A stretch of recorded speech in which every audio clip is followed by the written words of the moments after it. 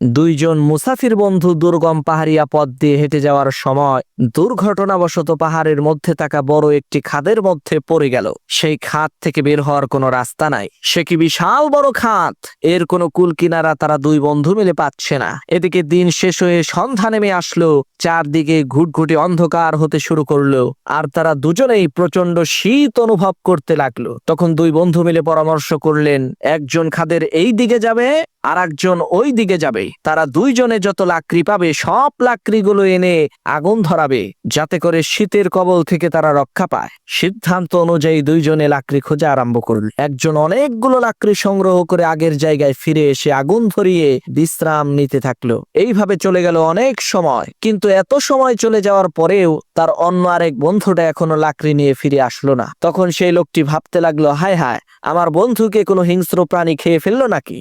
সে কোথায় গেল, তাকে তো খুঁজে পাচ্ছি না।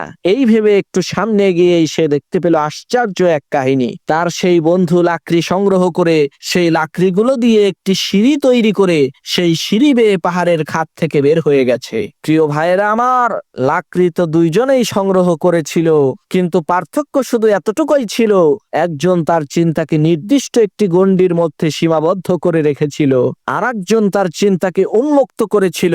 ঠিক একইভাবে আপনি সহ এই দুনিয়ার সমস্ত মানুষেরা একদিনে মোট 24 ঘন্টাই সময় পায়। আসল কথা হলো, এই 24 ঘন্টা সময় আপনি কিভাবে ব্যয় করবেন তার উপরে নির্ভর করবে আপনার ভবিষ্যৎ।